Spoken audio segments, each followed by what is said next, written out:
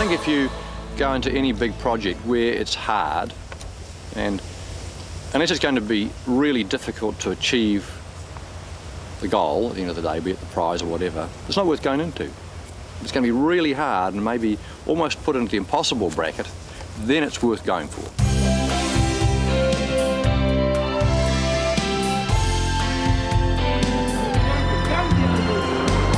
International sport's oldest prize leaves the United States, this time to a different down under, New Zealand!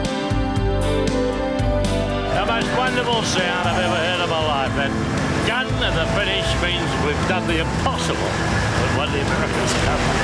Fantastic. Culmination of my career. It was one of the greatest days in New Zealand's history. The country unified and euphoric like never before, after Team New Zealand finally conquered yachting's Everest. New Zealand's first challenge for the America's Cup was with KZ7 of Fremantle in 86-87. A year later, Sir Michael Fay challenged the San Diego Yacht Club with his controversial big boat KZ1.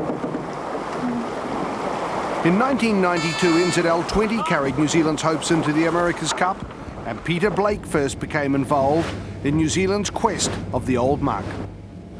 At the end of the 1992 challenge with Michael Fay, I really hadn't enjoyed my time, I don't think, in San Diego. Not in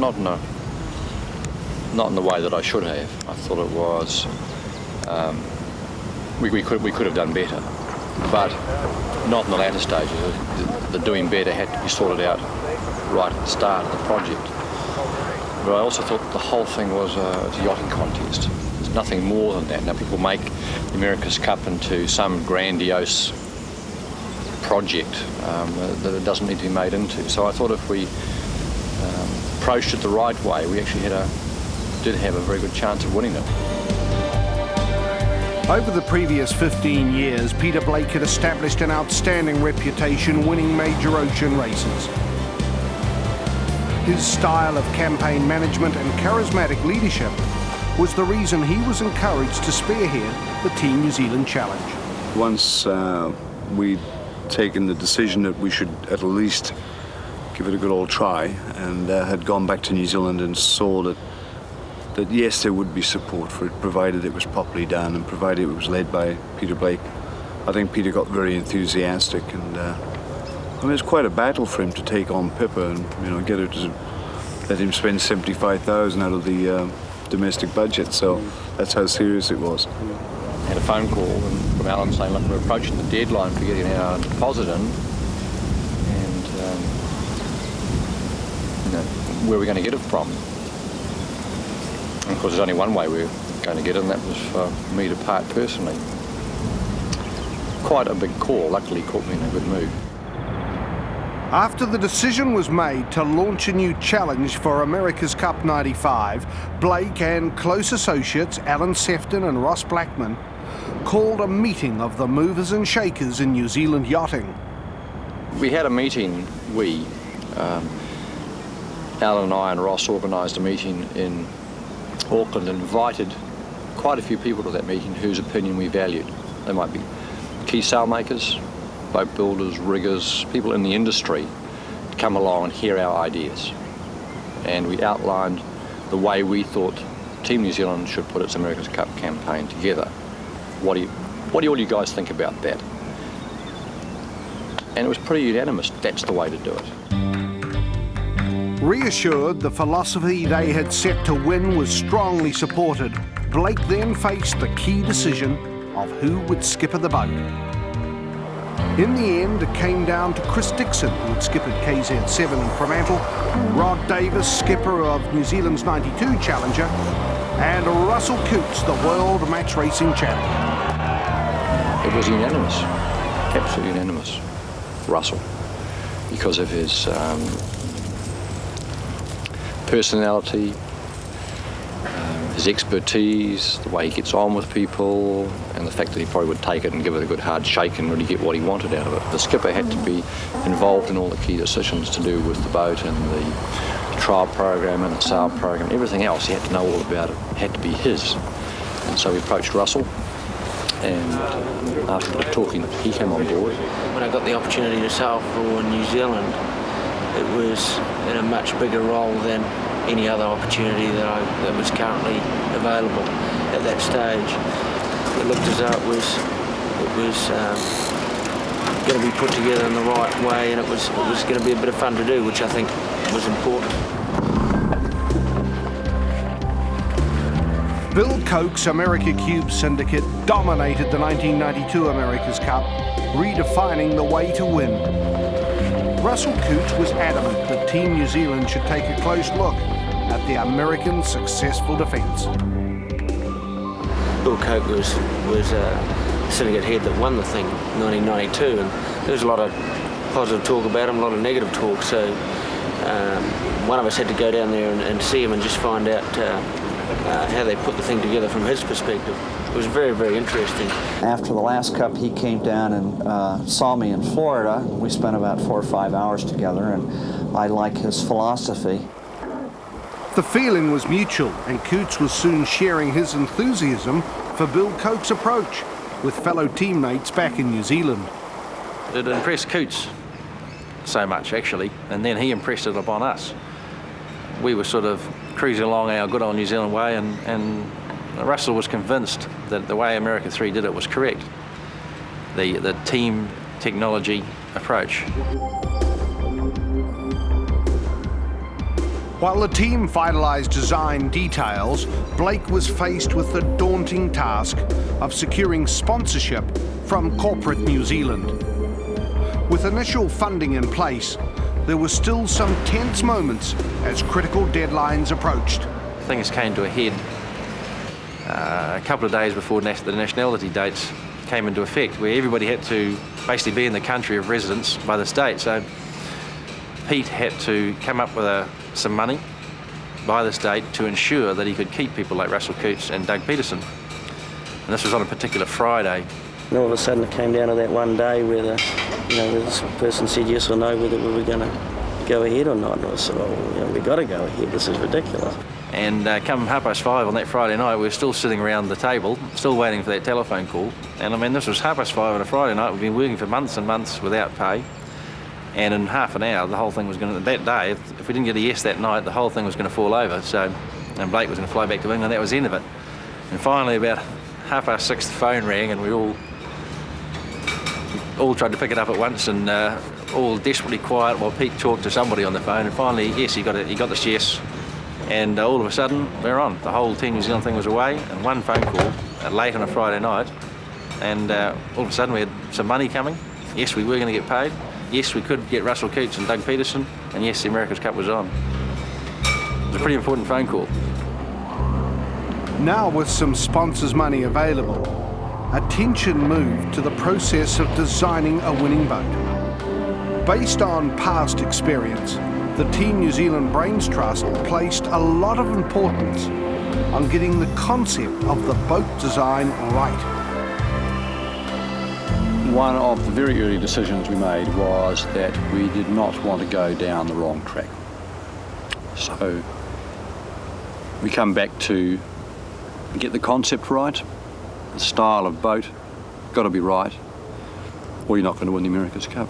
We were very early to realise our limitations, and the fact that we planned our design program right from the beginning meant that we didn't waste any time. We've looked around at what other people are doing. We sense that some of the other syndicates are still operating on a kind of a blue sky approach, like cover every base, overturn every stone to see if there's something hidden underneath it. Whereas we've said, well, there isn't time to do that. If you're going to turn up all the stones around, then you'll only get half of them uncovered. Tom Schnackenberg was chosen to lead and coordinate Team New Zealand's design team, with Laurie Davidson and Doug Peterson as the primary designers. Yeah, but what about the thing about the winches can be in the cockpit? They either have to be on the deck or... Their main challenge was the dimensions and hull shape that Black Magic would take to fit within the International America's Cup class rule. David Egan, a computational fluid dynamics expert, returned home to New Zealand after working in the American aerospace industry. By utilising highly sophisticated computer codes, Egan was able to greatly increase the efficiency of the design process. Keels and the appendages were also a very important part of the design process and the responsibility of Richard Karn, who had been in the KZ-17 and was designer of the revolutionary canoe pods for the 1988 Olympics. The principle used there was simply of just looking at the problem in a fresh way. And that's what I try to do with my America's Cup work as well, is rather than just look at what's been done before and just study everyone else's designs, is that you want to go away and have a clear think and pull out a clean sheet of paper and just look at the whole solution to the problem in a totally fresh and clean sort of a way. It wasn't just the designers sitting in their little office. We gathered about 15 or 20 of us around a table in our upstairs meeting room and thrashed it out. Sometimes having quite a few people talk about a subject is quite difficult. And a lot of time there was no real management process as far as the way that these meetings were run. It was a cross-table discussion, but the end result worked out pretty well. America's Cup is too complicated a thing to just, send one or two people out to design it or sail it or organize it or whatever. It's just far too complicated to use that sort of method. One of the biggest breakthroughs perhaps in the design of the hull was with Laurie Davidson, who doesn't even use a computer, but he's got an eye for a boat, and he said, well, I think this would be better. And he draws it out on a piece of paper, and he has his lead naval architecture ducks there holding the batten in place, and he sights down it and gets other people to come and have a look. What do you reckon about this? Draws the lines, and he stands and looks at the piece of paper, and that's what's been important. I believe people with a huge background of experience on the design side. Right from the start, this was a sailor-driven campaign, and this time the crew was encouraged to give input into the type of boat they wanted. Well, the guys discussed it a lot, and we obviously, from the problems we've had before, wanted a boat that wasn't going to cause any protest problems, didn't have a bowsprit or anything controversial on it. At some stage in the 3 previous New Zealand challenges, the Kiwis had been drawn into controversy. Designer Bruce Farr had been a key player in all of New Zealand's previous challenges, but for 1995 he was not involved with Team New Zealand. We just didn't really agree on how the project was going to go together, and I stuck to my guns. So did he, though? Fine, but he hadn't won the America's Cup. Doug Peterson had. And I think we wanted to have this very open approach that I think was important. And, I don't particularly like being told that my management approach, i.e. the setup of the campaign, was going to get a D. Oh no, maybe an E, the concept. I didn't think we were going to get on too well at that point. With the foundations of management and design firmly in place, Blake put to sea once more on ends in New Zealand for the Jules Verne Trophy, this time to set a new world record. Even though he was thousands of miles away, Blake kept in daily contact with the team back in New Zealand. But Blake was not the only one at sea. Many of Black Magic's crew were also away competing in the Whitbread. Russell Coutts had the responsibility to select the crew he would race with in the America's Cup, and he opted for a balance of highly experienced Whitbread and Olympic-class sailors with compatibility as the common thread.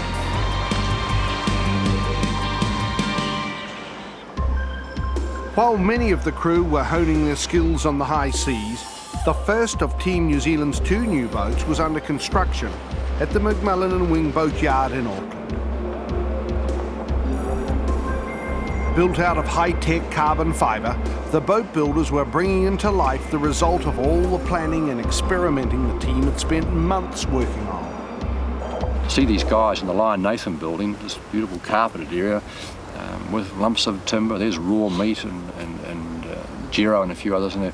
This whole deck mock-up of how the deck's going to be in the cockpits and where the winches are and getting the layouts right. So suddenly it's their boat. The guys on the grinders, the grinders in the position that they want, not what the designer maybe thinks they should be.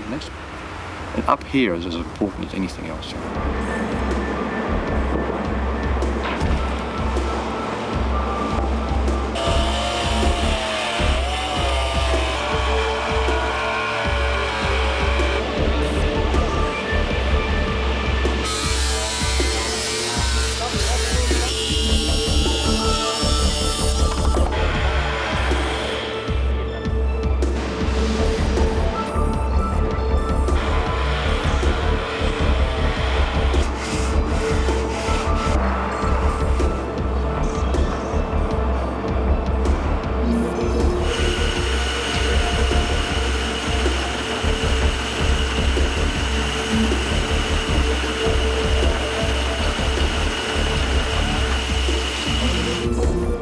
As the first boat neared completion, Team New Zealand turned to New Zealand's sporting tradition and painted the hull black. Black Magic was born. I think it was very important, and I raised this issue with the sponsors on a number of occasions. It's very important to have the guys on a boat that they want. You know, the boat has to be the colour that they want, the deck colour has to be what they want. There mustn't be any stresses in there. Oh, I don't like saying this bloody thing because it's bright purple or something. Black. They're all New Zealanders. They want to do well. But the public still weren't able to get a glimpse of the striking black hull, shrouded in secrecy on its maiden voyage to Auckland's Viaduct Basin for the official launching.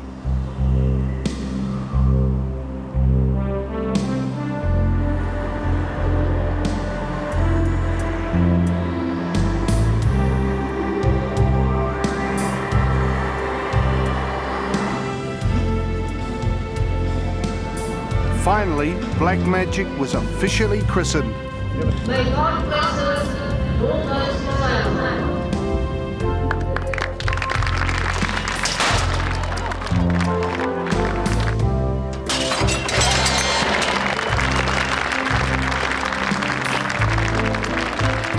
When the colours were first lowered to reveal Black Magic's striking livery, another surprise holding to New Zealand's sporting tradition, the silver fern.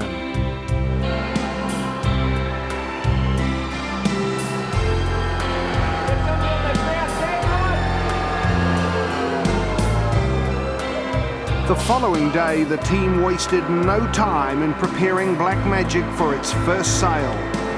The crew had to start early before the wind became too strong.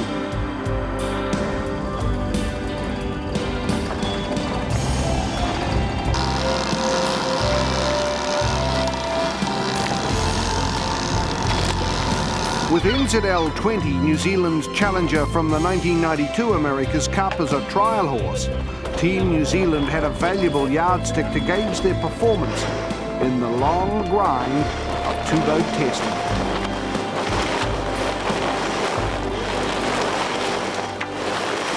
So what do you want them to put up? Well, they'll have to go with a G1 or G2. G2. So just get them to put up their fastest Jenny. Yeah. Right. Tell them it's test 1 in conjunction with test 20. Yeah, if you could put up your fastest Jenica, it's a combination of test 1 and test 20.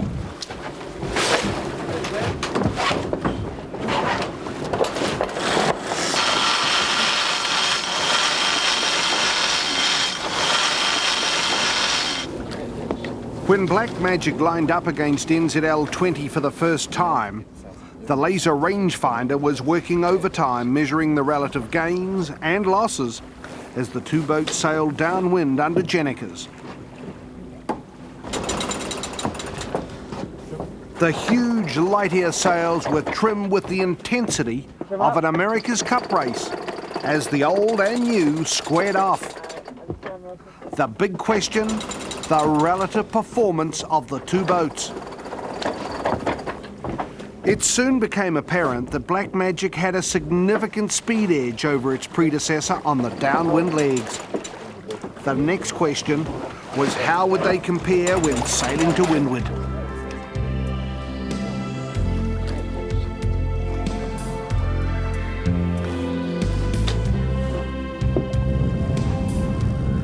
That's pretty similar, isn't it? Okay, let's go.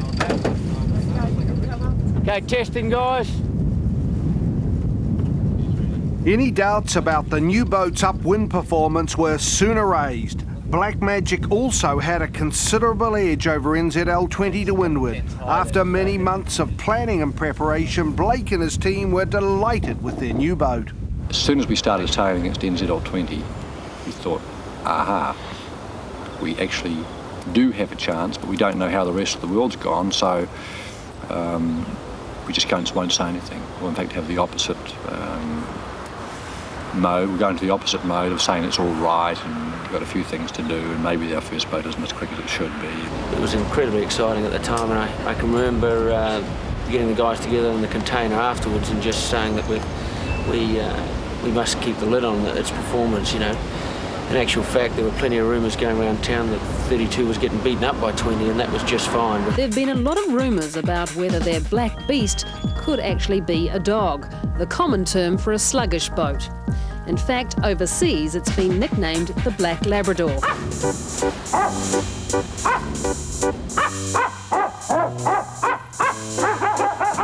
Some reports say that New Zealand 20, the red boat from the last America's Cup, has been beating the black boat in trials. Other reports suggested the red boat was going to be painted black and shipped to San Diego instead of the new ones. We couldn't believe it. I honestly could not believe it. I mean, you come in from sailing and you'd be out there and most of the time I was sailing NZL 20 and Russell was on 32. And I was the one taking the hiding. And you come in and you hear guys say, oh, so I hear you guys are beating up on the new boat, 32. I'm going, I just couldn't understand how they could read that into it. Someone phoned up one of the paint manufacturers who we were dealing with at the time and said, look, this is not, you're not allowed to tell anybody at all. You've got to stay totally confidential. We want to buy some black paint because we think we're going to have to paint NZL 20. Within half an hour, that was around town as well. But the reality was that Black Magic was very fast and Blake had good news for his sponsors. What was great was to be able to go to them and say, I remember it well, boys, we have ourselves a rocket ship. While NZL 32 was proving to be everything the crew had hoped for, strong winds were working against them. Gotta go outboard here, guys. They're on target. Come on, Mark, talk to them. The whole main's inside out, Simon. Copy that. Wait till we get a little lull. That's too much breeze. Yeah. There's more coming quite quickly.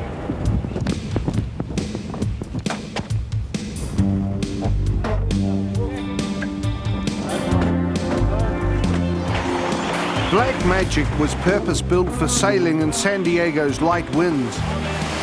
In the blustery conditions, Coutts and his world-class crew had their hands full.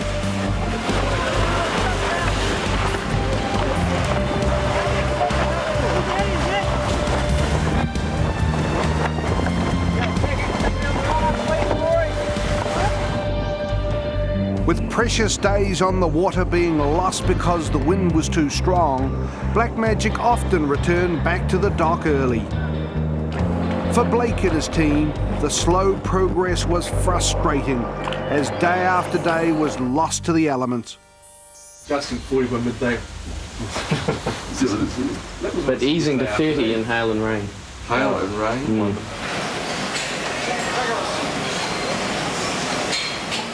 Whenever they were confined to the shore, the team made the most of the opportunity to build their fitness and strength for the grueling months to come.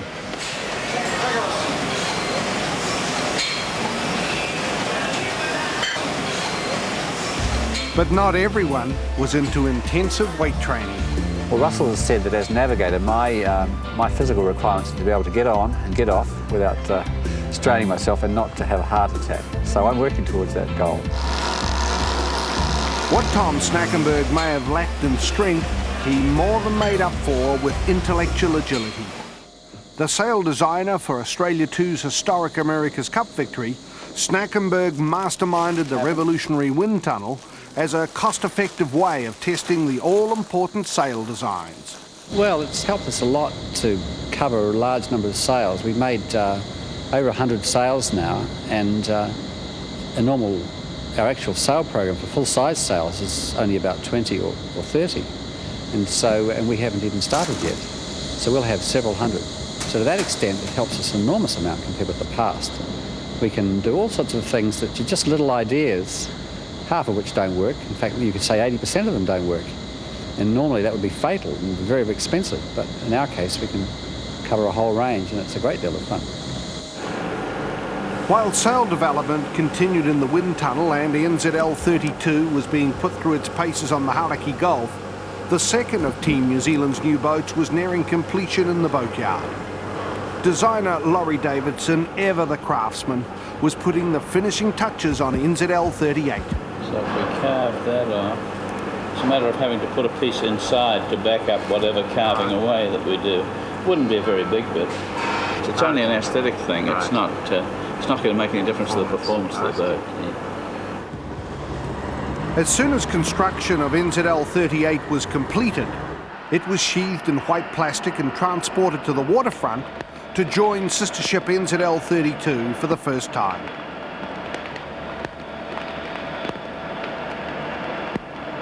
Anxious eyes watched the black boats lifted onto the container ship bound for San Diego and the America's Cup.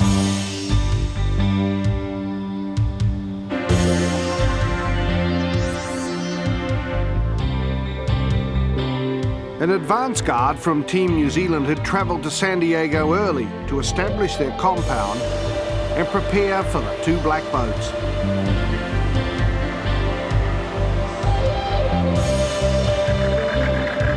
Within 2 days of their arrival, the black sister ships were rigged and ready to be towed out of the harbour for their first trial in the waters off San Diego's Point Loma.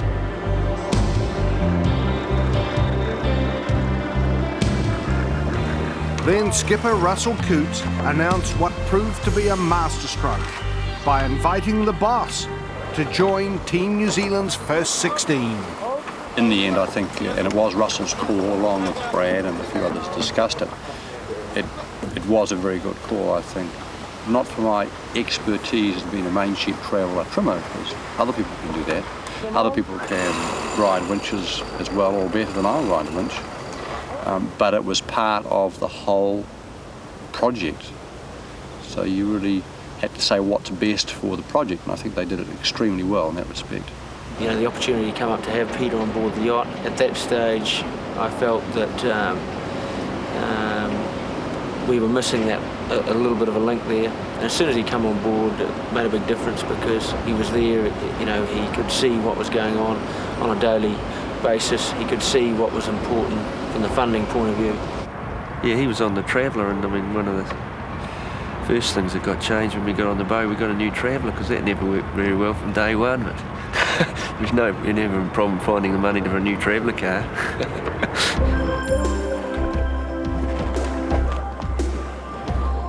Productivity had often been stalled by the weather back in Auckland, but the testing program shifted into top gear in San Diego. Long days were spent testing the relative speeds of the two Black Magics. The value of Team New Zealand's two-boat program was paying dividends. Take two boats out sailing, and they're nearly identical, so you know where their slight differences are, but they're so close to being identical that the average person couldn't pick it. And you make a change to one of the boats. It might be to the wings on the keel, it might be to a sail. You then do a test for 10 minutes. Look at the numbers, look at which boats won, note it down. Do a test, another 10 minutes. And this goes on day after day after day after day after day.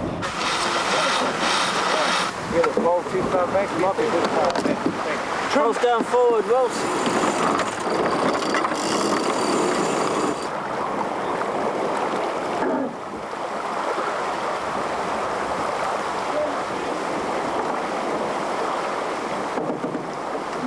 90% of the guys' time out in the water is doing tests. And then if something works really well, it happens each time, put a tick beside that as being an improvement. If you've only got one boat, how can you actually go out there and say, well, this sail's faster than that sail? You wouldn't have the slightest idea. Are wings better or not? You wouldn't have the slightest idea. Are rudder wings better? No one would know. You'd be kidding yourself. But the New Zealanders weren't kidding. They squeezed every minute out of the days available as they raced against time to prepare for the fast-approaching Challenger Series. On the eve of the first race, the crew returned to the dock ready for their first real test.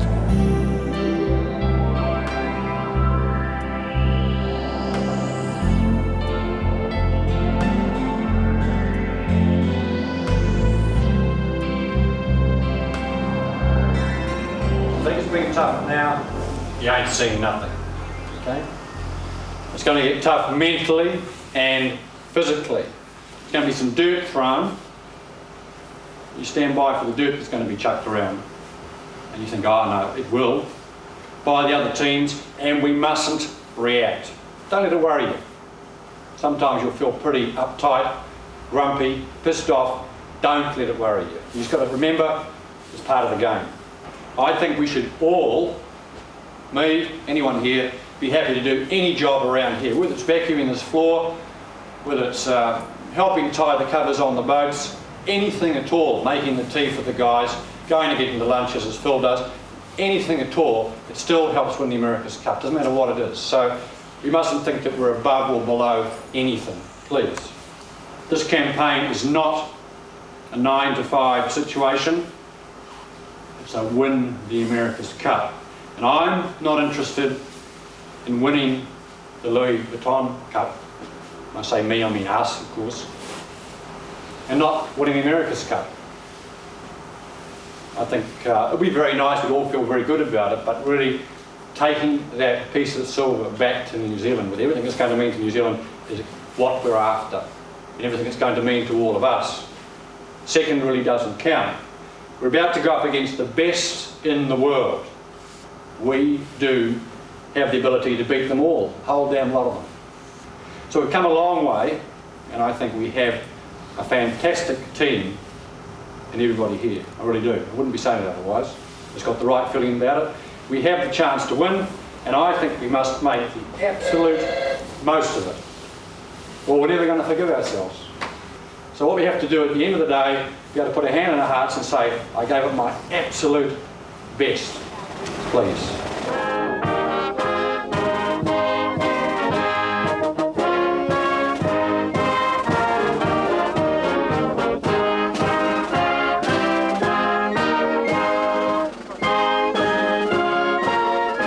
So must be Team New Zealand, Russell Coutts.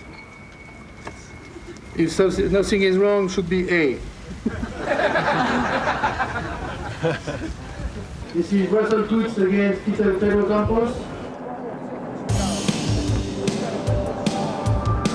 January 14, 1995, race 1, round robin 1 of the Louis Vuitton Cup Challenger Series. And for Team New Zealand, at last, it's time to go racing.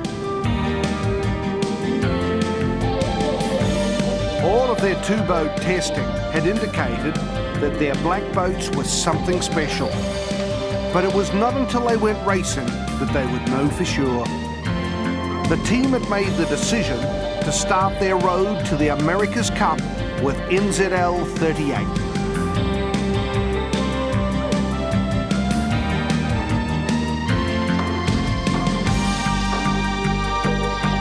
Any nagging doubts Coutts and his crew may have had about the relative speed of their boat were dispelled when they comfortably won all of their first round matches.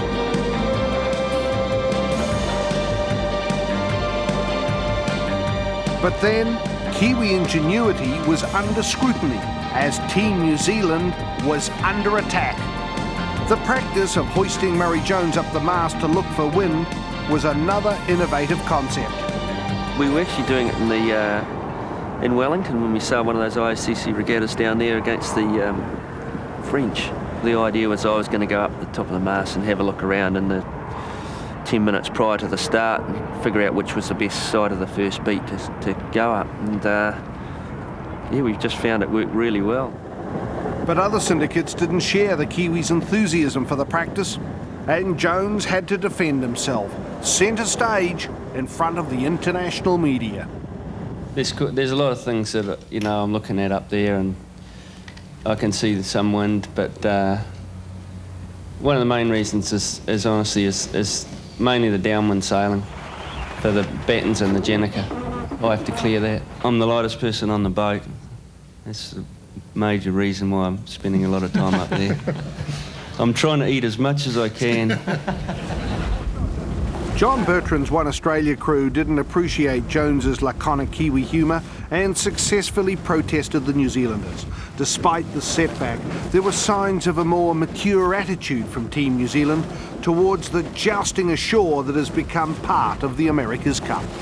To have it go against you or a rule be ruled against you on something that's obviously forward-thinking and logical, it just doesn't seem right. But nowadays we sort of shrug that off and get on with the job and know that we're going to beat them in the next round or beat them in the next race, and you know, we don't take it as badly as we used to.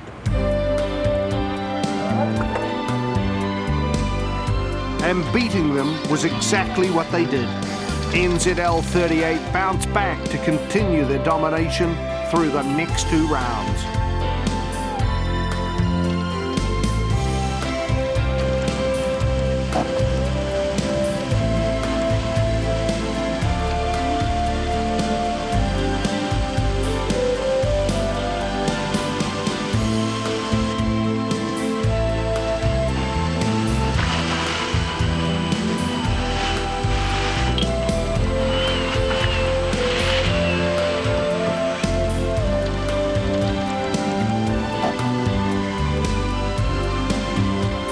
After 3 rounds of racing, NZL 38 was still unbeaten on the water, yet Team New Zealand still had an ace up their sleeve. A faster boat, NZL 32.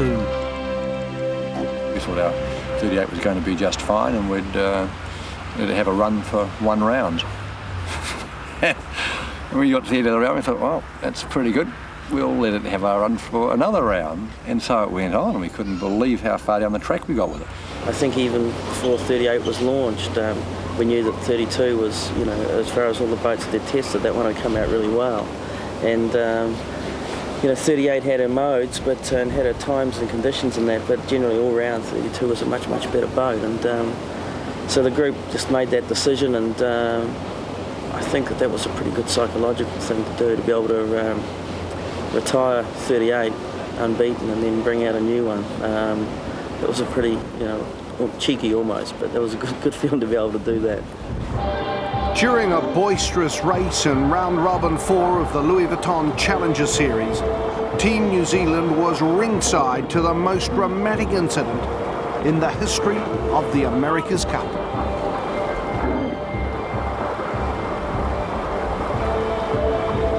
For the New Zealand crew, it was a sobering experience. I mean, I think I spotted it first and said, oh, we thought, and Brad was sitting down to leeward, and he said, oh, I've broken their forestay. I said, no, the boat's broken. And the boat's broken, and we could really see it broken, and the first thing you think about is obviously the safety of the crew. And you're hoping that there aren't guys downstairs packing sails, or and there's hopefully the guys aren't hurt where it breaks. One of the things I can remember about being on the boat right at that time is that the guys who'd done Whitbreads and that, they were sort of the most shocked guys, because they just looked at it and thought, jeepers, you know, that can happen pretty quickly, you know, and they think about what could happen during a Whitbread race when there's no boats around to help you. just in a state of shock, really. We just couldn't believe it. In fact, we had to convince Joey, was down below packing a spinnaker. He popped out and had a look under, and he said, "Oh, geez, we're doing pretty well. Can't see the Australians." And it took us the rest of the day to convince him that they'd actually sunk. He wouldn't believe it, but they were all in a bit of shock. In fact, we had to take him back and show him the video back at dock to convince him. For Black Magic's tactician, one Australia's demise was destiny. They were, incredibly forceful in the way that they manoeuvred around building 3 boats when everybody else had 2.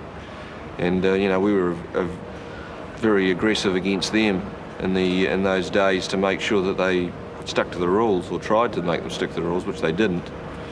And it's sort of like when that boat sunk, it was like a higher power had said, well, you're not meant to have that boat anyway, so you can't have it. Although the Australians carried on from their devastating setback and stayed in the competition, the Black Magic juggernaut continued to dominate the round robins and semi-finals and stay #1 in the fleet. Team New Zealand had an edge in boat speed, and the crew were enhancing their reputation as one of the 2 best in the competition. Team New Zealand's strength was the depth of talent amongst the crew that included design coordinator Tom Schnackenberg. The main strength perhaps that Tom brings is that we can leave most of the computers on shore. Tom does most of it in his head, rather than having to rely upon the nefarious information from a computer, which is only as good as the program that went into it in the first place. A human mind is 10 times as good, really, and Tom's is like a good supercomputer. Right now, we're actually pressured and we're just going like this on them on bearing, Head of the tactical team was America's Cup and Whitbread veteran Brad Butterworth, who was quick to credit his colleagues. The tactical side with which side of the course we wanted and the wind shifts and the wind itself, Murray Jones and Richard Dodson were, the prime chiefs of that department. And again, you probably didn't hear a lot of what they said, but I think they had a perfect regatta in my mind. Just the 2 of them worked out things that were, they were right 99.9% of the time. Richard Dodson and Murray Jones in the afterguard, who were the eyes on the water, giving it to Brad Butterworth. Absolutely brilliant. I guess the tacticians, they live in, fantasy land. They can make decisions on what they think's right. The navigator, on the other hand, has got to feed what is actually happening, and he's got to be pretty damn sure of his facts when he's giving an opinion on what may be happening. So his is he's more dealing in facts. The tacticians are dealing in fantasy. He's right. We've got to. Tom is the factual man, and we're the guessers. And you're hoping you guess it more than if you get a good guess rate, you've done a good job. But it was not all guesswork. One of the key factors in Black Magic's success was an uncanny knack of correctly picking the notoriously fickle San Diego breeze. Team New Zealand had developed a unique weather program utilising sophisticated electronics and a vast practical knowledge of weather patterns that assisted the crew in preparing their pre-race strategy and paid big dividends for Black Magic's crew.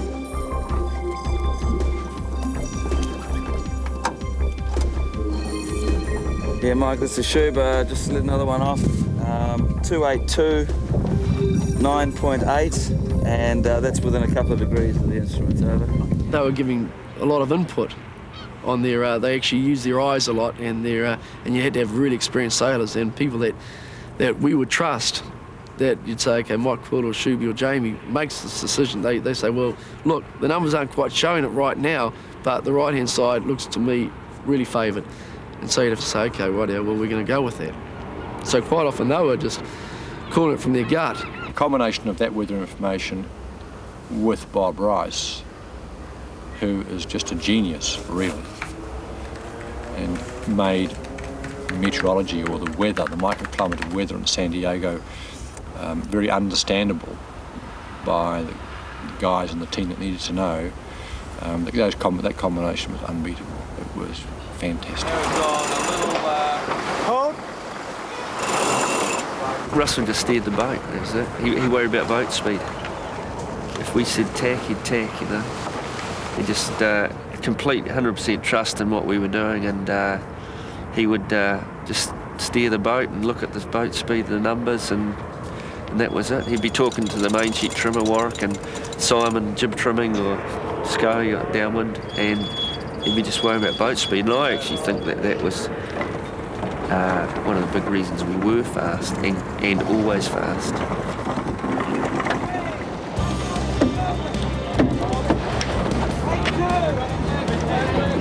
Good start. Yeah, we're well over. Team New Zealand were always comfortable with their boat speed, and with NZL 38 retired, the faster NZL 32 continued the winning streak to go through the semi-finals unbeaten to face One Australia in the final of the Louis Vuitton Cup for Challenges.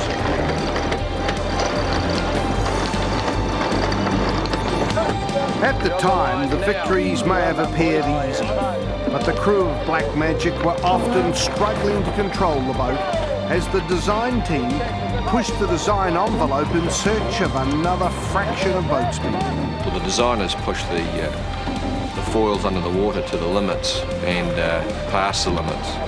And I think if a lesser guy was steering the boat in a lot of the circumstances, we would have gotten a lot of trouble, especially in the semi-finals. We were struggling. We'd pushed the foils to the limits, probably past the limits, and we were having a lot of trouble controlling the boat. Well, Russell was, and it wasn't a technique thing. It was more of the foils just weren't up to the job that we were asking of them. He had his hands full. I mean, he really did. But a couple of starts we mucked up, but most of the time we were really telling him where we had to be to the right of the boat or had to be to the left. And maybe the other camps didn't have, they were positive on where they were starting, and we were positive where we wanted to be. And we wanted Russell to get that end, no matter what. I actually thought that at the same time I wasn't starting particularly well. You know, I could have been doing better. However, I guess if you had the choice between winning the start or winning the finish, you'd take winning the finish. But the day finally arrived when Black Magic didn't win the finish. Russell Coutts and his team just couldn't find a way round a determined Australian crew. He's going to tack.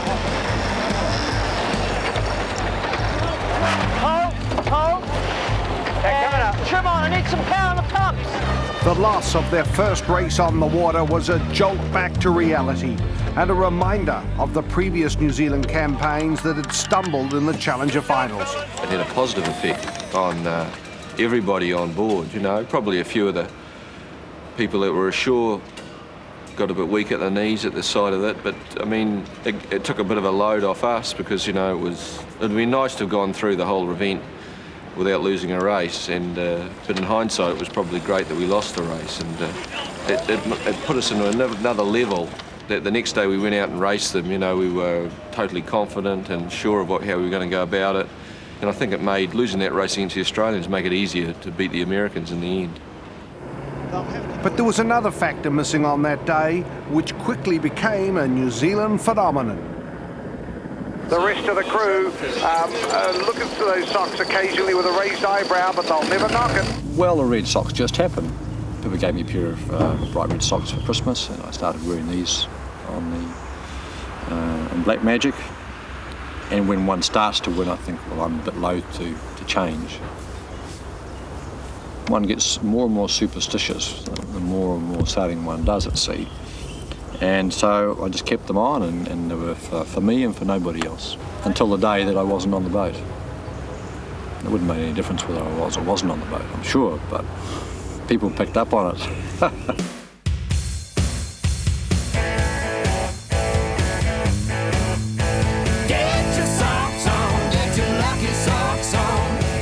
I think the Red Sox campaign really helped bring the country together. It's an easy way to show your support for something. They're bright, they're cheerful, they don't cost very much. You know that money half the money is going to help the boat come across the line first. You want to be on board that boat.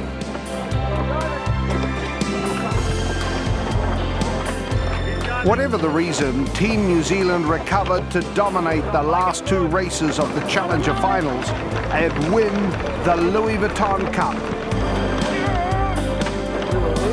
Black Magic NZL 32 was the 29th Challenger for the America's Cup. That's it, boys. Well done. Well done. Well done, Bully.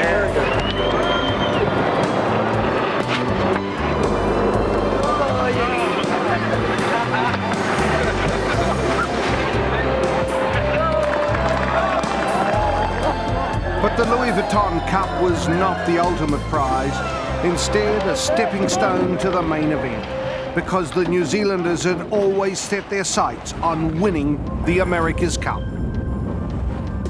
After the Challenger celebrations, the New Zealanders were quickly back out on the water again, relentlessly pursuing that extra fraction of boat speed to try and gain an edge for the America's Cup.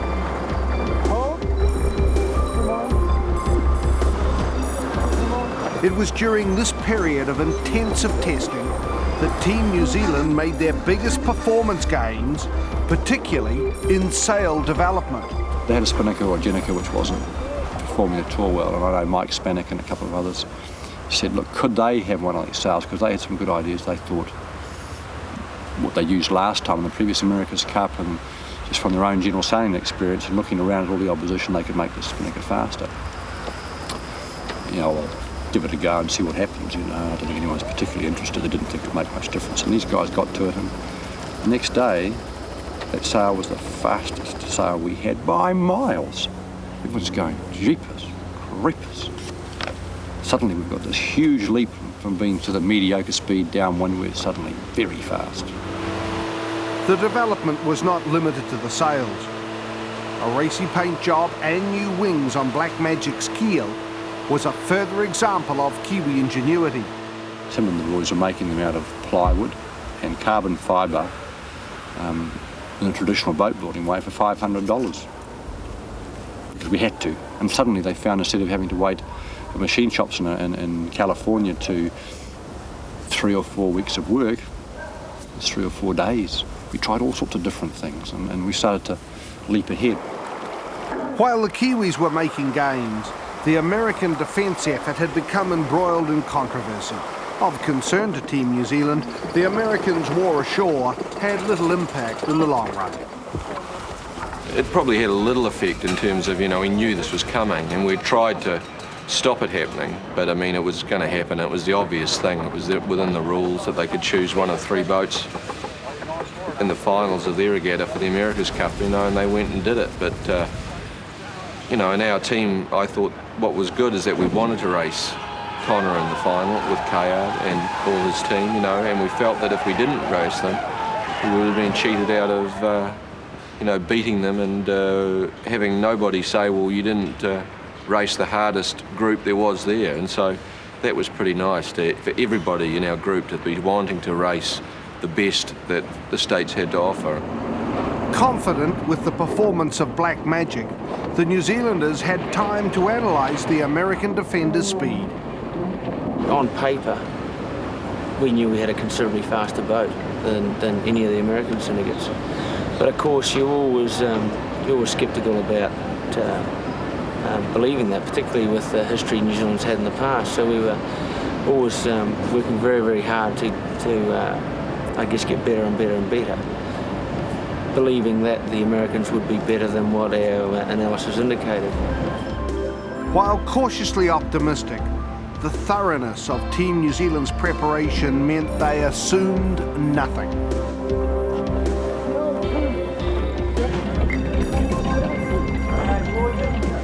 The boat was ready, and so was the crew.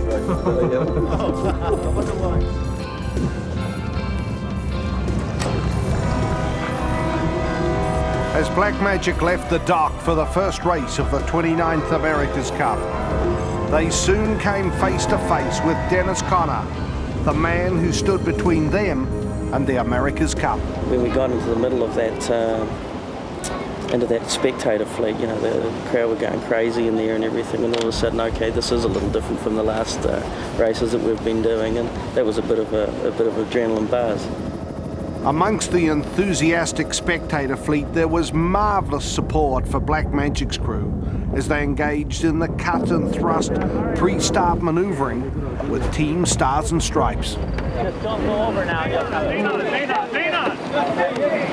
You sort of had this feeling of excitement when you actually lined up off the start line and you're alongside them and you're thinking, well, who's going to be faster? You know, that was quite exciting.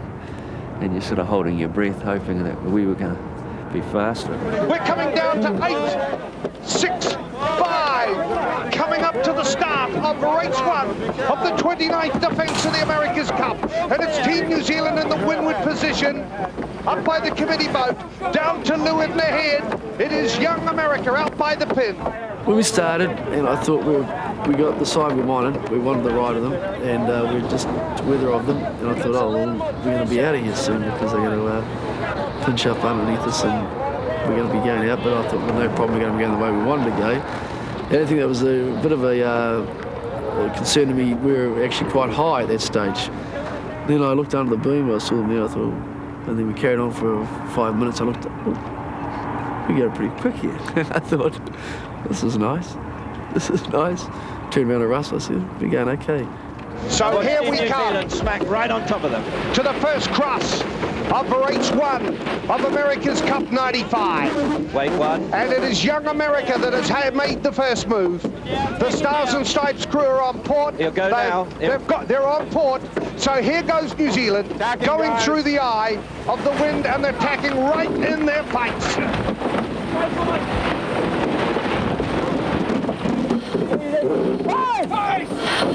We went around the top mark and they came into us pretty dramatically, and we had those spinnaker pole problems, so we thought, well, Jesus, they look pretty quick downwind.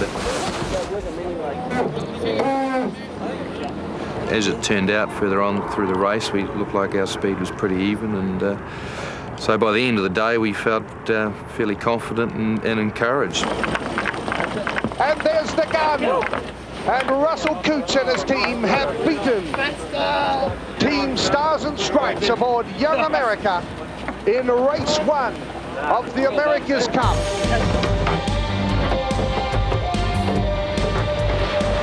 After race 1, the sight of Black Magic ahead of Team Stars and Stripes was to become the standard for Dennis Connor's team in races 2 and 3, as the New Zealanders continued to extend their advantage with an impressive combination of flawless crew work and superior boat speed.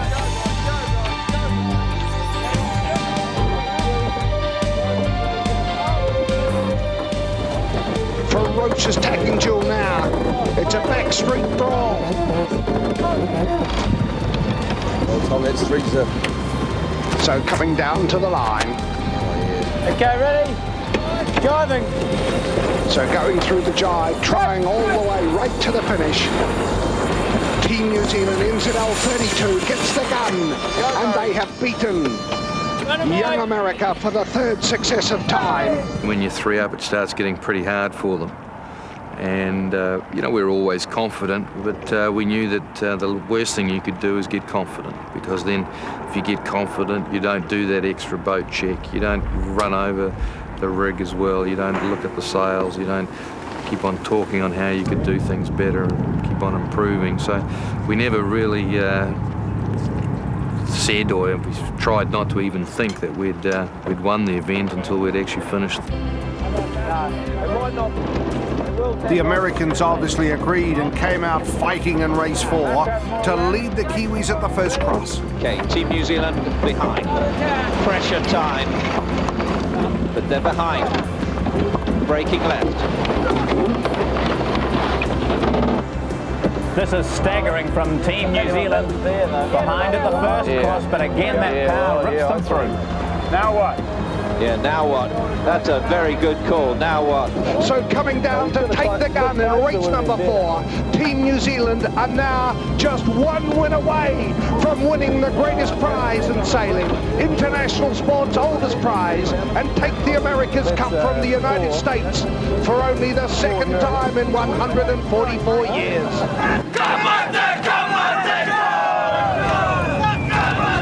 Despite the excitement and anticipation, there was still one more race to win before Team New Zealand could make it black to the future.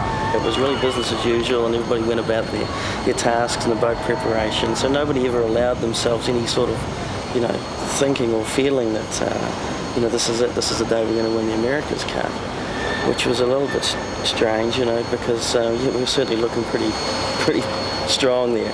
And I know that, back home that Sunday morning there was champagne breakfast throughout the country. It would have been a bad one to lose as far as that was concerned.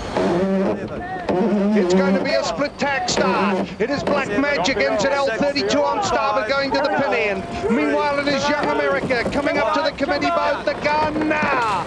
And the Americans are up by the committee boat.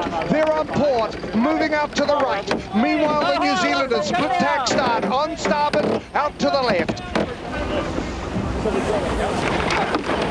So the first cross has New Zealand lee bowing on Team Stars and Stripes. So again, the pressure goes on Paul Kayard and his crew. Young America have blown a halyard right now. This is very good for Team New Zealand. Tony, what are you doing? Oh, we're going to put the same thing on. It's the halyard. This is it, you guys. You enjoy it. Personally, I was struggling to hold the excitement back because I wanted to start goofing around a little bit probably halfway through the race when I felt that we had there. But, we had to make sure that was going to be the last race of the event and finish it. It wasn't until we got within about half a mile of the final finish line, people dared speak. They started to get a sort of a twitter on excitement. And away it went, of course. They couldn't control themselves. The America's Cup is now New Zealand's Cup, and for only the second time in 144 years, the most illustrious and elusive of prizes in sailing, international sport's oldest prize, leaves the United States, this time to a different down under, New Zealand! That's it.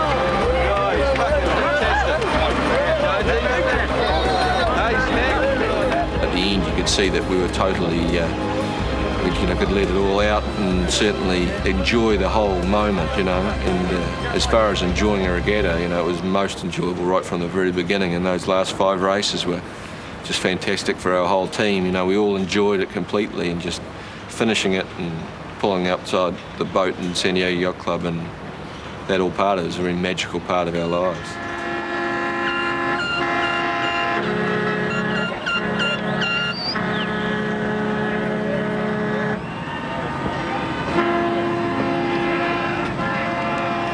I think everyone saw on the television with the celebrations afterwards that just how excited everyone was and how elated. I think just the adrenaline and obviously the Moet champagne was just running through our bloodstreams at 1,000,000 miles an hour. And I think that was just the greatest day in all our lives, definitely my life, and I don't think we'll ever forget it.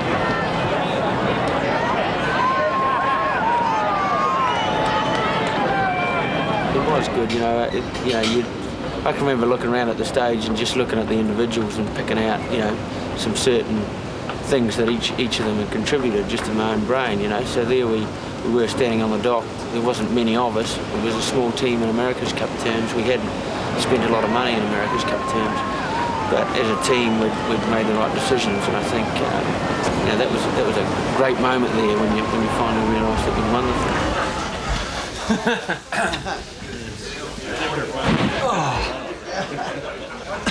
Thank you very much for coming. For the second time in 144 years, the Cup will leave America. Congratulations to Team New Zealand, the winner of the Louis Vuitton Cup. Thank you very much. Relaxed at last, Blake was enjoying the party. I've not really fit to tell you anything right now. We got it!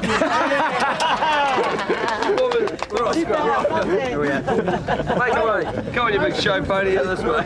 Let's go. We're off. We've got it. We're out of here. We got you. Plug in it. No wonder the champagne didn't go very far. No. It's only about that deep.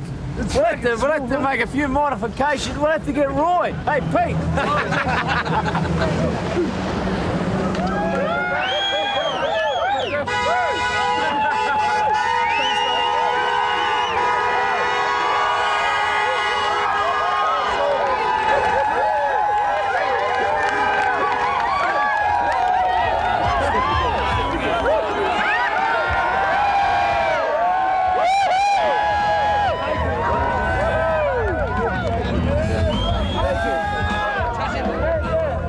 The biggest thrill, I guess, is to be able to say we did it, when a lot of people would have said, you know, you're never going to do it, it's impossible. Bullshit. It's not impossible at all. You can make any dream happen if you work away at it enough.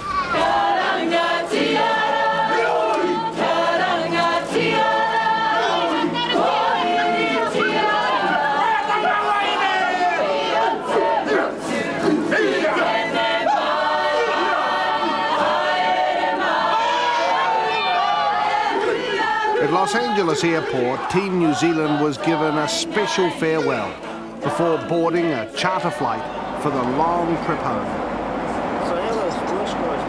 And Craig Monk got to celebrate his birthday at 30,000 feet. Happy birthday to you.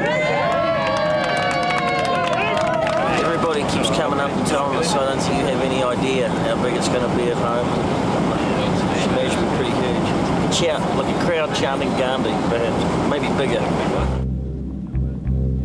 As they flew into a new day, the team got their first glimpse of the country they'd been sailing for. The spectacular welcome to Auckland was a sign of things to come. Meaty will be beside himself. Has Meaty started crying yet?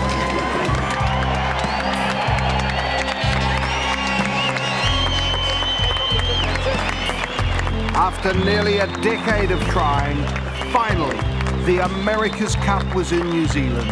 It was party time.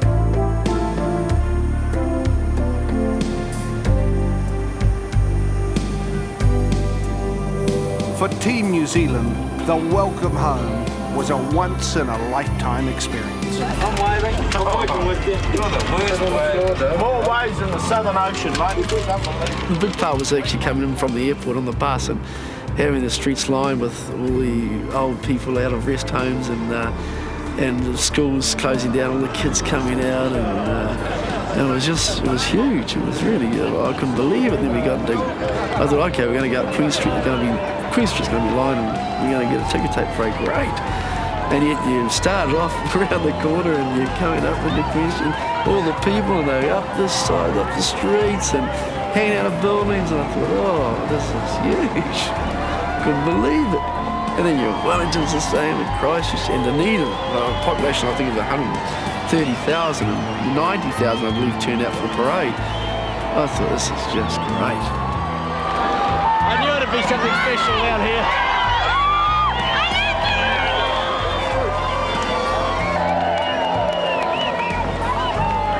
It was just incredible. I just couldn't believe that the people, you know, like all sorts of people who were just following the thing right from day one, and we're just so moved by the whole thing. And, yeah, it was incredible, really.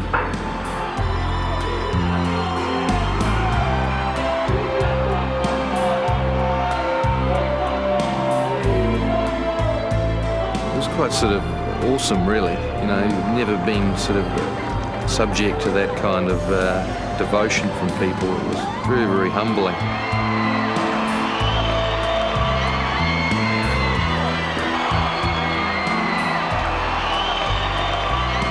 You know, to end it in this way, to actually have Connor in the final and put him out of his misery, and then bring the event to New Zealand. I mean, it was mind-blowing, and to know that been such a big event here, and to see the people and the young kids to the old people that have got behind it, it was just humbling, really.